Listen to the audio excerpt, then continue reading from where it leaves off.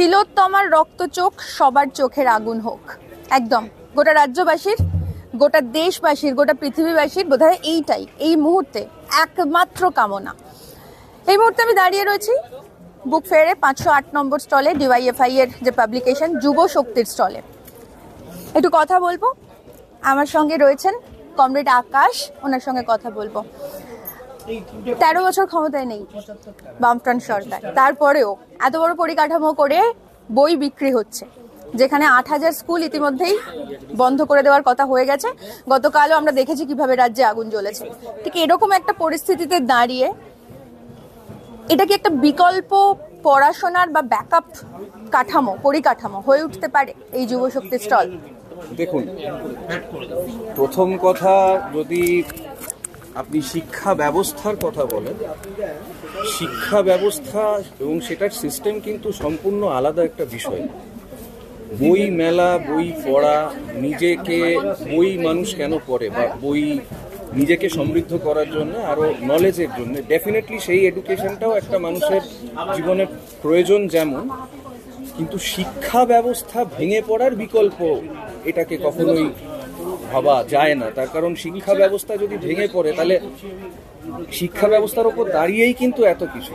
শিক্ষা ব্যবস্থা যদি ভেঙে যায় তাহলে তো আর এগুলোর তো কোনো অর্থ বা মূল্য কিছুই থাকে না। এই কি মনে হচ্ছে এই প্রজন্ম, মানে 13 বছর একটা সরকার রয়েছে, তো মোটামুটি ভাবে এই প্রজন্মের কাছে বইয়ের গুরুত্ব কতটা রয়েছে? দেখুন, বইয়ের গুরুত্ব নিশ্চয়ই আছে, এবং যেহেতু আমরা যুবশক্তির এই যে স্টলে আমরা যারা আছি, যারা কাজ করি, আমরা দেখে থাকি আমাদের বেশিরভাগই যারা এখান থেকে এসে বই মানে কেনেন বা নেন, নানান জিনিসপত্র দেখেন, বই পড়েন, তারা কিন্তু সবাই ইয়াং জেনারেশনেরই মেন, মানে 75% অলমোস্ট আমি বলবো তারা ইয়াং জেনারেশন। বাকি 25% ডেফিনেটলি ভেরিড এজ থেকে আসে। এবং সেক্ষেত্রে অনেক জায়গায় দেখা গেছে এরকমও যে মানে just out of general curiosity এবং জাস্ট কোথাও একটা ভালোবেসে, মানে এটা থেকে আমরাও না একটা উদ্বুদ্ধ হই যে এখনো মানুষ, মানে একটু আগে আমরা নিজেদের মধ্যেই কথা বলছিলাম এই নিয়ে, যে এই যে আপনি বারবার যে কথাটা বলছেন যে 13 বছর ক্ষমতায় নেই তারপরেও একটা বুক স্টল, এত বড় বুক স্টল, মানুষ যদি পাশে না থাকতো তাহলে তো এটা সম্ভব হতো না। তার মানে মানুষ আছে, এখনো আছে 13 বছর, মানে এবং খুব ভালোভাবেই আছে, কিন্তু আনফর্চুনেটলি সেটার প্রতিফলনটা আমরা সব জায়গায় হয়তো সেভাবে দেখতে পারি না। তবে এইটুকু বলতে পারি, মানুষ সম্ভব। 200 একদম। ধন্যবাদ। ধন্যবাদ।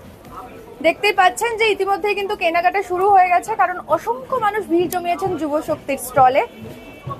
আগামী দিনগুলোয় নিশ্চয়ই আরো অনেক বেশি মানুষ আসবেন এই আশা রাখি।